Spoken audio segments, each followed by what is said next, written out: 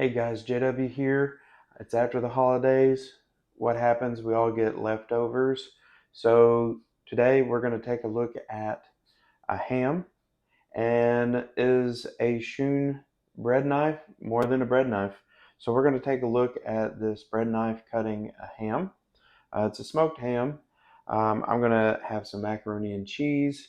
I love shells. And then I'm going to make a couple different dishes. Um, We'll also take a look at some of that brisket that we smoked earlier on. So let's get to making those leftovers, um, and let's see how delicious they look. All right, let's first off get over here where we're going to be chopping up this ham. All right, just going to set that over there. So I did an unboxing of this spoon. Now this is a plating spoon by Dowstrong. There's another one that has a little bit more of a tip. Now this does have the nice ergonomical handle where it just rests nicely in the hand. So we'll set that to the side when we get ready for it. Now here, if we take a look at this beautifully smoked ham, you can see it has been nice and charred. Now I am pulling this out of the refrigerator. Let's see here,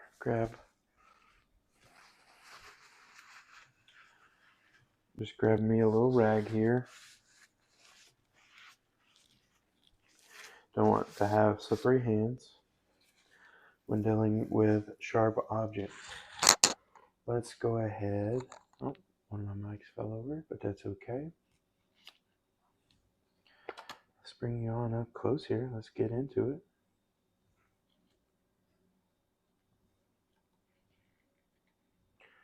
All right, we're just going to focus in right here on our ham. Perfect. All right, so we have that beautiful Shun bread knife. Now, my guess with this is that it's so sharp, we're going to be able to take this and just thinly slice that ham. Just nice, slow, back and forth.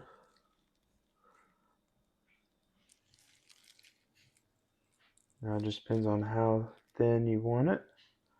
Some like it thicker, some like it thinner. I'll widen it up down here towards the bottom just so we can take a look at that. Alright, so there's that beautiful smoke inside this ham.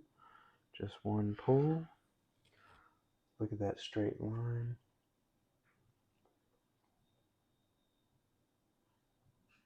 Get that camera to focus for us.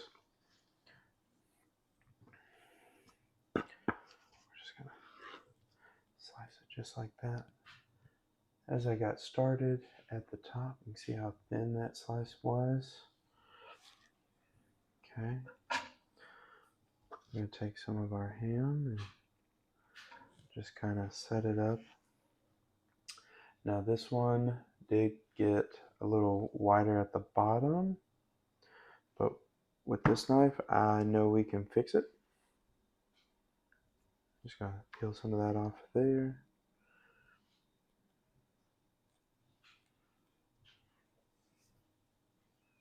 Oh yeah.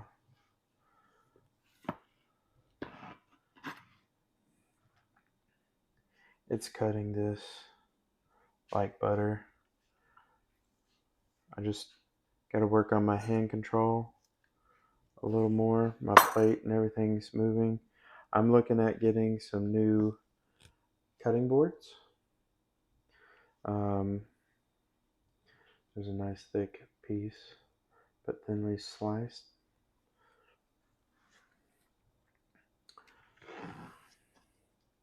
Look at that nice straight edge there. Nice and straight. We're just going to plate this around that. Now I'm probably just going to go ahead and make a couple more attempts at going all the way through. Let's see here. Look at that.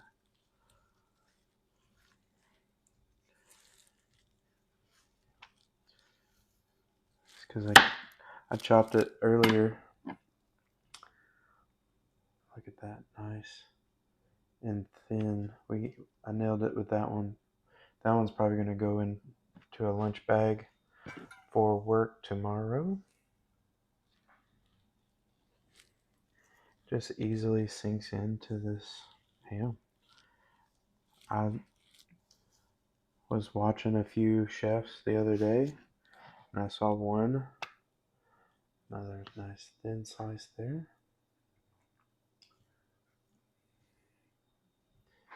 Let's see if I can't get this a little trimmed out here. You can see that nice fat rolling off. Just nice and thin ham there.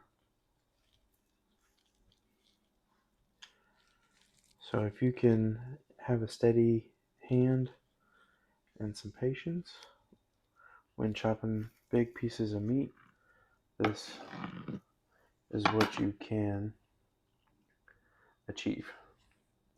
So you can achieve all the way around lunch meat, if you will. As thin as you can hold your knife steady.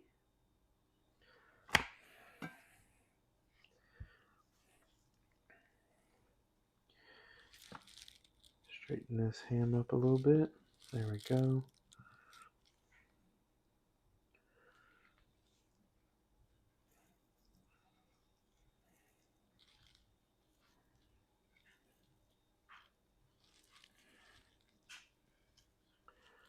I'm going to make this one a little thicker at the bottom because I'm going to, don't roll away on me. I'm going to save this one maybe for like a ham steak later. I might take it and sear it in a pan. So that's something else. When you're dealing with a lot of ham like this, as far as a leftover goes, definitely want to take a look at what other options, other plans that you can make from just that one ham.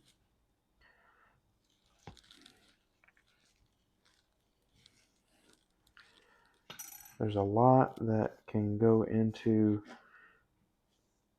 purchasing a ham or cooking a ham. It doesn't just have to be one and done, if you will. Now, let's see if we can't get it to work for us here. There we go. All right, so this is the tough side of everything. Look at that glide.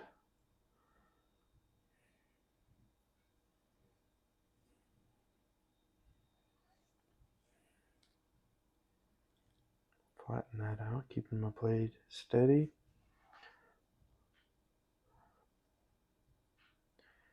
Just look at the meat up there. There we go.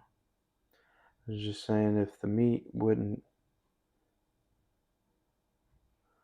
I mean, look at that. You can see my finger in the edge of the blade through there. Just like that. Super thin. So if you can get everything steady, bring in just a little bit closer. Let's take a look at this up close here. Like you can just see right there's the edge of the blade.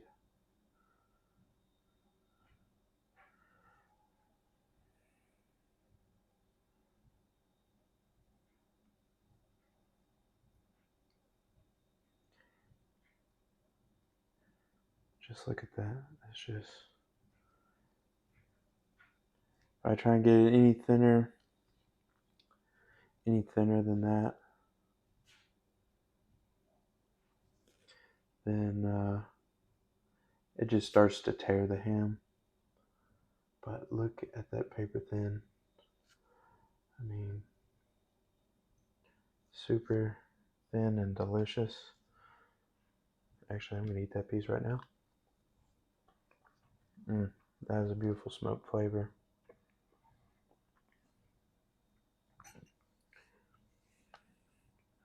So some of this on this side would be great, maybe with those leftover Hawaiian rolls.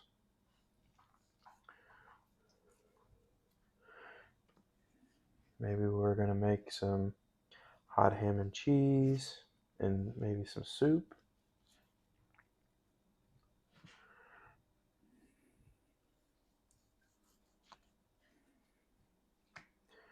So a lot of your flavor from the smoke is going to be right there in that edge and in the fat. So all this right here on the edge, a lot of people cut that away just because they don't like it. Maybe that it has a little texture or it's too tough. Now, I know there's a lot of people out there that are like, heck no, leave it on there. That's the boat I'm in. So we're just going to make work of this ham. Short work of it. Making some slices for lunch meat for the week at work.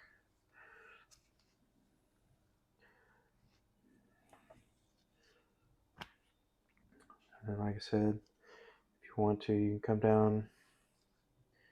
come down a little lower into here and just make you a nice thick ham steak. Maybe have some mashed potatoes and gravy. Nice semi-thick piece there. With ham steaks, there you can have one I feel like a little too thick, but everyone has their own preference.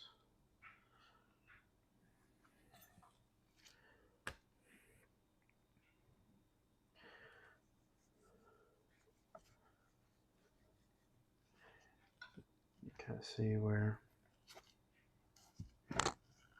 some of it is. My chopping board here is getting a little slippery on me.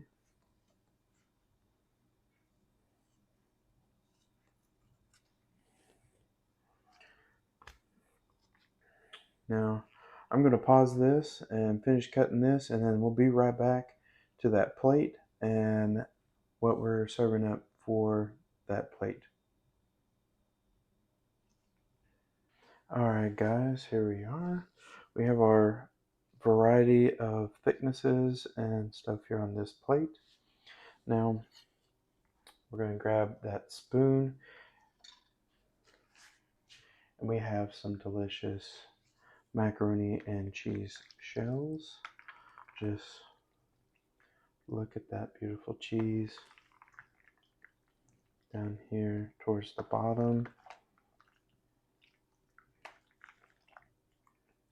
That's what I'm going to get here for this plate. We're just going to get a couple nice big spoonfuls.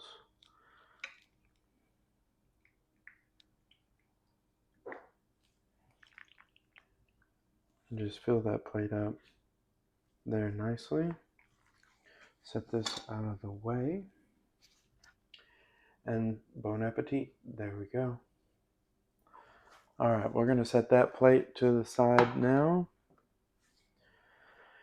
And up next, so I went ahead and rewarmed this one up.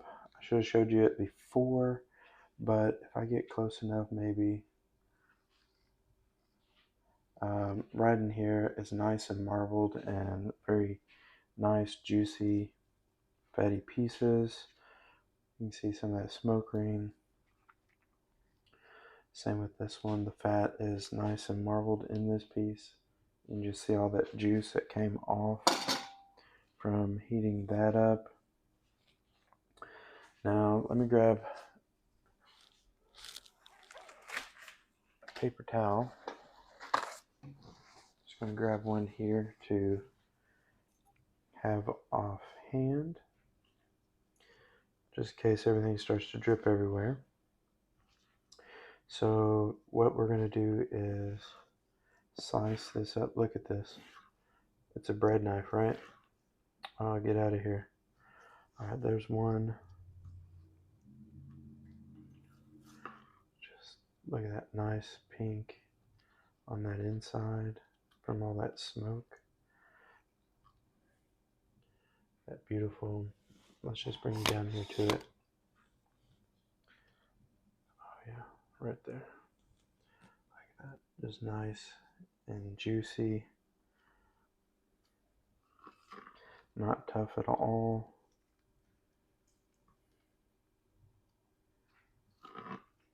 I'm afraid to push too hard because this is a plastic board and I don't want to roll the edge on that knife if you bang or on hard surfaces. Now what I'm doing here as well is, if you take a look, there's the fat running here.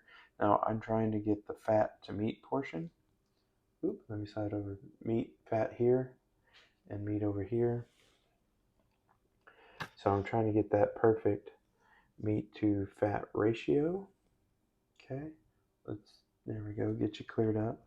So here's that fat. We want to make sure we have a nice meat to fat ratio, because again, some people will just cut and get rid of that fat.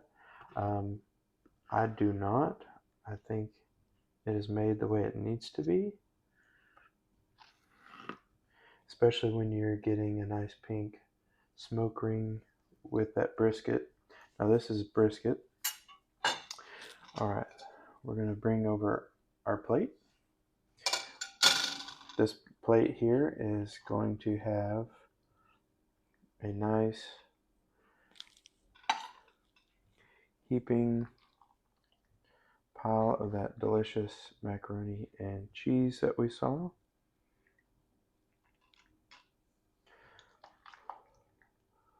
Oh, it's so delicious.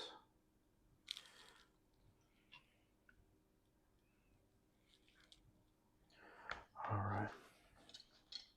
So now with this, we have our mac and cheese ready.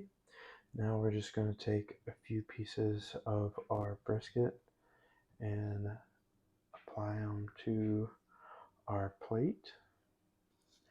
Ooh, going to get that one right there for sure.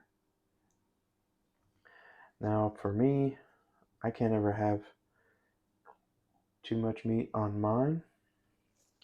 And then what we're going to do with this one here. Now there's no promotion, like paid promotion or anything like that. This is all my own free will. Nothing there. But I will say this barbecue sauce right here is delicious. I had a family member that has told me about this one, and I tried it, and man, it is delicious. They come in other great flavors, but I love their bottles. Like, just look at that. Just like that. And voila. Now you just changed that simple mac and cheese, that simple dinner, into a beautiful dish. Now that I'm thinking after the math, I'm actually probably going to get a little shredded cheddar or something and sprinkle over the top as well. Now, if you have any recipes or anything for your leftover stuff, now if you're dealing with turkey, I'm all out of turkey. We all had our fill of the turkey, but there is one seasoning that I will recommend. Let me get in my cupboard here. I just restocked after the holidays. All right, so again, no paid promotions about this, but just want to let you know the good stuff out there. This is Cavender's. Now they make it for anyone that needs a lower sodium. They make it in a blue container for low sodium. But with this, take this, your turkey, and some butter. Sprinkle it and put it all in a bowl. Give it a quick few seconds just to warm to taste. And then sprinkle to taste that you like on that. Mix it up in that bowl, and it's just delicious by itself. Cavender's, butter, and that turkey. Because if you had a dried turkey and you still have some in the fridge, not looking forward to trying to choke it down, Cavender's and butter. Boom, done. All right, guys, I just want to tell you thank you and appreciate you. Thumbs up. Hit that subscribe button to see what we can prep together in the future. Until next time, bye.